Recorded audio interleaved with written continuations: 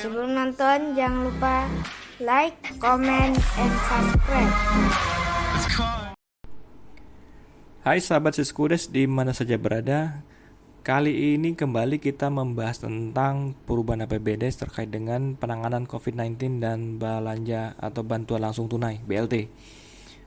Konten saya kali ini adalah untuk merevisi atau menyempurnakan konten saya terdahulu, di mana pada tutorial kita terdahulu kita memasukkan penganggaran untuk penanganan COVID-19 di sub bidang 02. Nah, perlu saya sampaikan bahwa ketika saya membuat konten itu, saya sudah menerima surat dari Kementerian Dalam Negeri pada tanggal 2 April, yaitu halnya penanganan dampak COVID di desa. Di mana pada poin ketiga disebutkan bahwa untuk dapat memfasilitasi pemerintah desa agar mengalokasikan dukungan pendana APBD untuk penanggulangan keadaan darurat dan penyebaran COVID melalui pos belanja sub bidang keadaan darurat, berarti sub bidang 02. Nah, berarti sudah benar kita.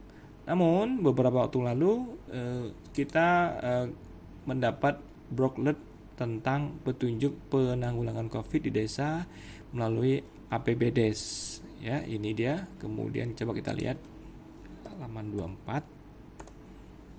Di sini adalah contoh bidang dan subbidang terkait dengan penanganan COVID.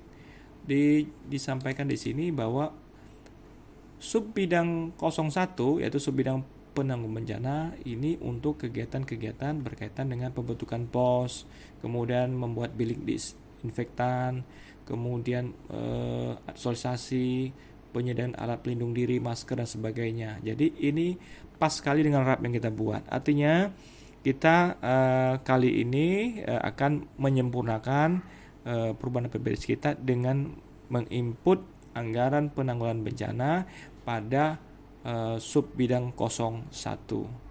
Oke, selamat mengikuti.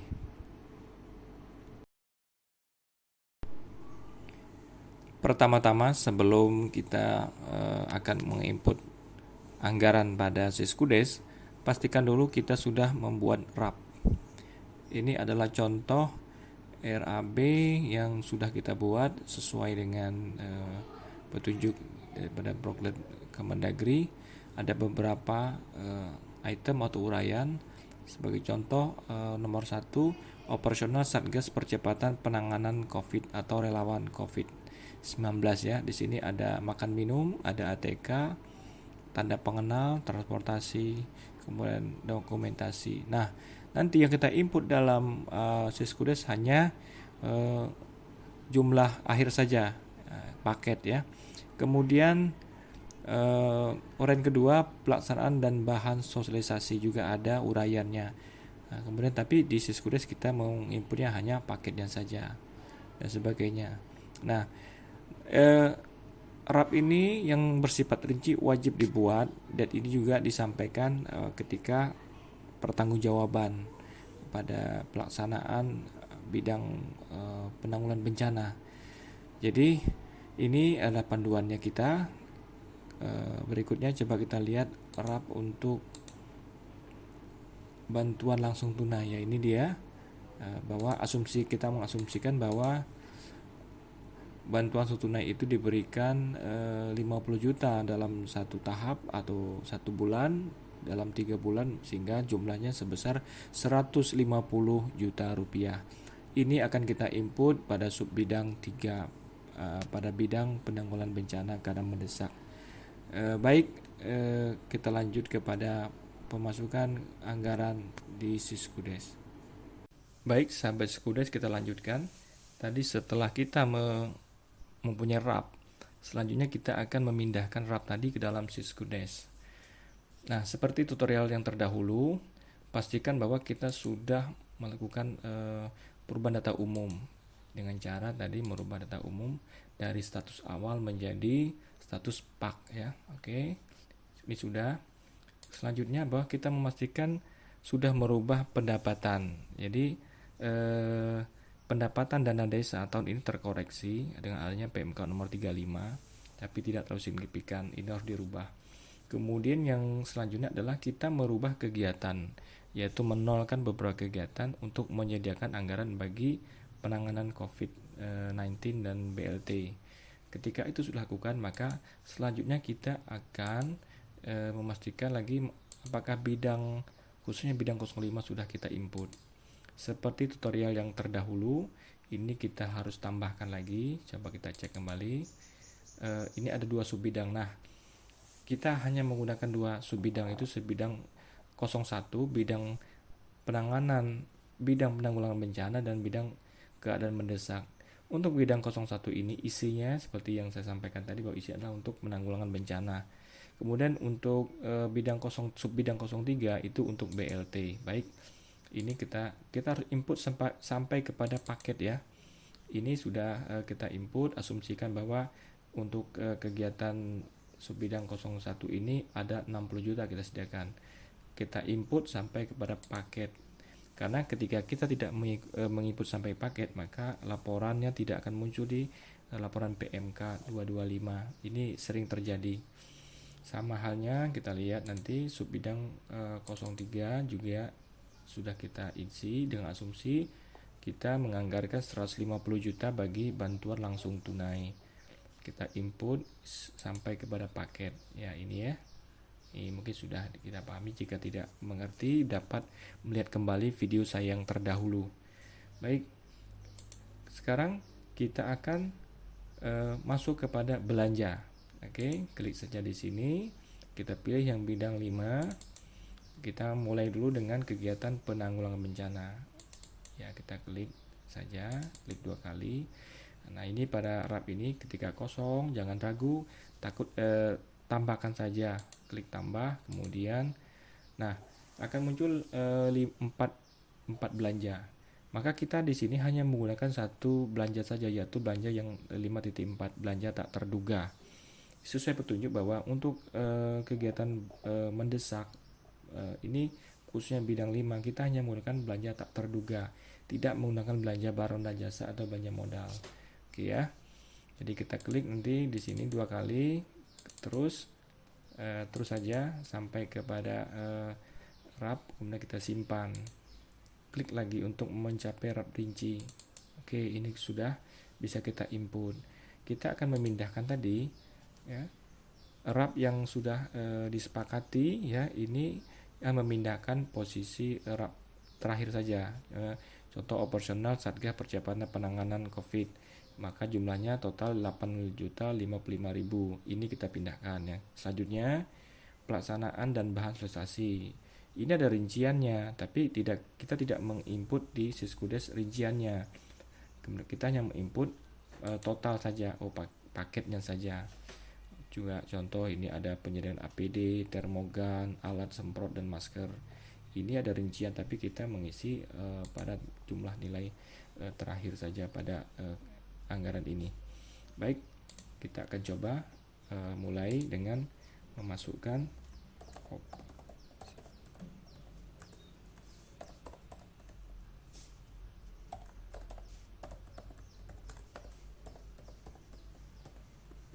oke ya. Ini memang tidak bisa panjang-panjang karena ketika panjang dia terhenti. Baik, kita isi saja jumlah satunya satu paket ya. Paket nilai tadi adalah 8.055.000. Oke, simpan. Tambahkan lagi pelaksanaan.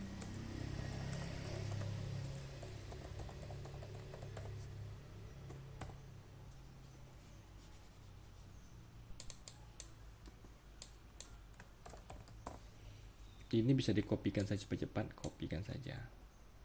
Oke.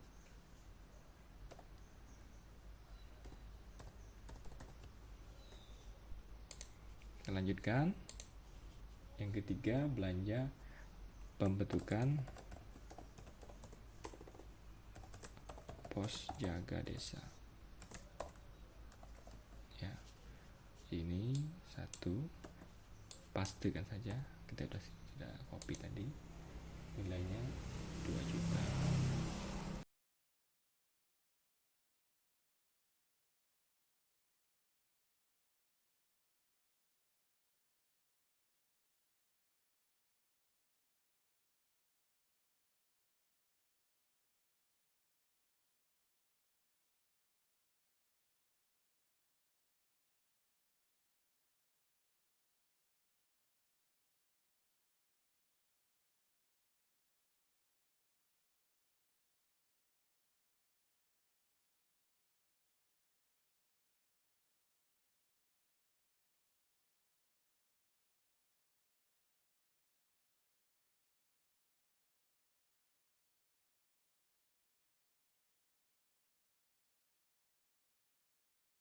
Kita lanjutkan dengan kita mengisi pada subbidang 03 yaitu penanganan keadaan mendesak. Kita klik saja.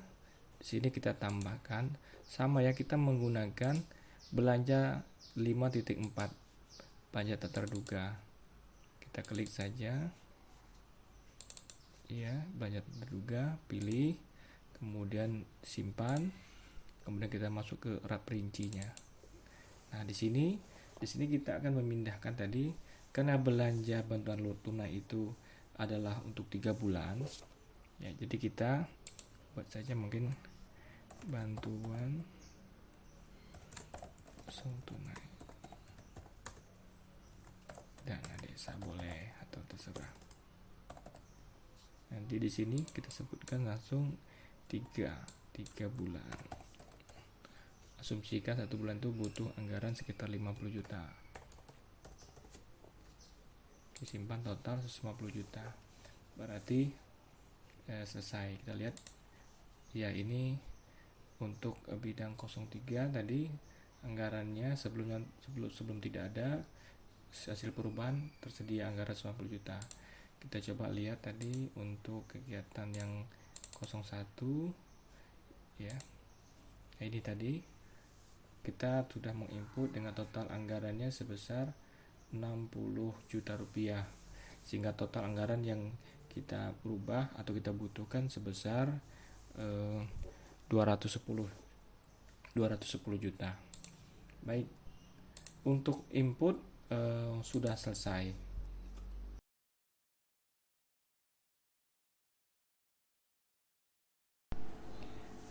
Selanjutnya, setelah kita selesai melakukan data penganggaran, pastikan bahwa data kita sudah diposting oleh admin.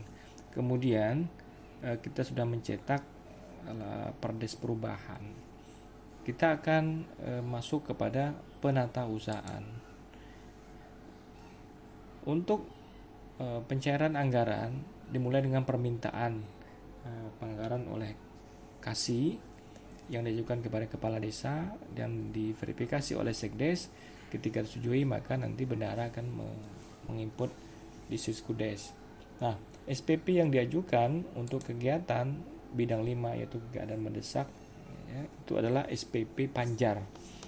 Karena kegiatan keadaan mendesak ini merupakan kegiatan harus segera dilaksanakan tanpa harus menunggu. Nah, berkaitan tersebut, maka regulasi tentang Panjar ini kita lihat ada di pasal 54, disebutkan bahwa penggunaan anggaran yang diterima dari pengajuan SPP ya, untuk kegiatan pengadaan barang dan jasa secara swakelola tidak lebih dari 10 hari kerja. Artinya bahwa dia punya waktu 10 hari kerja ya untuk mempertanggungjawabkan atau meng-SPJ-kan anggaran Panjar. Nah, ketika ada sisa, maka KASI pelaksana kegiatan wajib mengembalikan dana yang sudah diterima kepada KAUR Keuangan untuk disimpan dalam kas desa. Nah, artinya bahwa harus segera dalam waktu 10 hari KASI pelaksana kegiatan ini harus segera meng-SPJ-kan. Baik, sekarang kita masuk bagaimana cara menginput di Siskudes untuk Panjar kegiatannya, SPP kegiatan. Dimulai dengan mengisi nomor SPP dan tanggal. Kalau nomor itu otomatis ya. Kalau tanggal harus diisi. Oke. Kemudian kita asumsikan saja pengajuan SPP dibuat pada tanggal 24 April. Kita bikin di sini SPP Panjar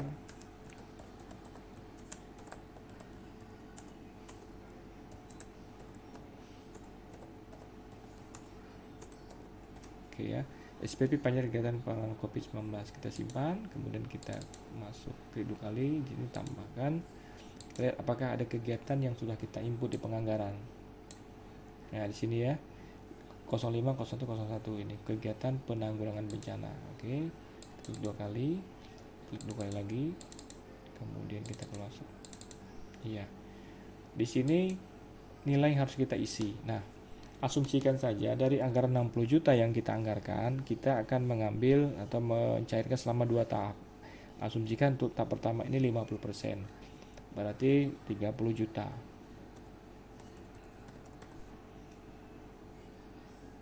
Oke, berhasil. Coba kita lihat, kita cetak SPP 2-nya. Ya, sudah tertera di sini bahwa permintaan pembayaran panjar kegiatan dengan nilai 30 juta rupiah. Jika disetujui, maka nanti ini akan segera dicairkan. Selanjutnya kita membuat SPP untuk BLT. Sama tadi prosesnya, kita tambahkan saja dengan tanggal yang kita buat sama saja, tanggal 24. Kemudian kita buat SPP BLT. Nah, BLT tadi terdiri dari 150 juta, di mana BLT diberikan selama 3 bulan. Maka karena kita ngambil yang pertama, kita asumsikan kita ngambil pada tahap pertama atau tahap 1. BLT kita buat tahap 1. Tahap 1 ya. Simpan, kemudian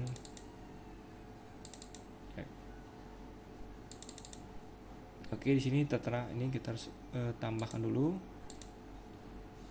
untuk mencari kegiatannya. Di sini 0301. Oke ya. Lanjut, klik. Ya. Maka kalau 3 tab berarti satu tab itu 50 juta rupiah. Oke, kita simpan, kita cek lagi dulu. Ada 50 juta sudah diambil. Baik. Maka proses pengajuan untuk SPP sudah selesai. Untuk memastikan bahwa uang yang diajukan itu mencukupi, bahwa bendahara harus memastikan tadi ketersediaan anggaran di kas tunai.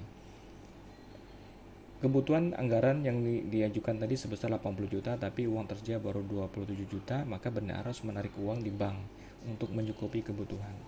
Setelah uang ditarik, asumsikan saja bahwa menarik sebesar 60 juta rupiah. Maka nanti bendahara harus mencatat dalam mutasi kas. Oke, kita lihat uang diambil di bank, ya. Asumsikan saja, kita tambah pengajuan baru ya, tanggal 24, asumsikan saja 24. Kemudian ini tarik tunai ya, tarik tunai dana desa. Oke. Covid ya, mungkin sebagai kode saja ya, sebesar 60 juta rupiah.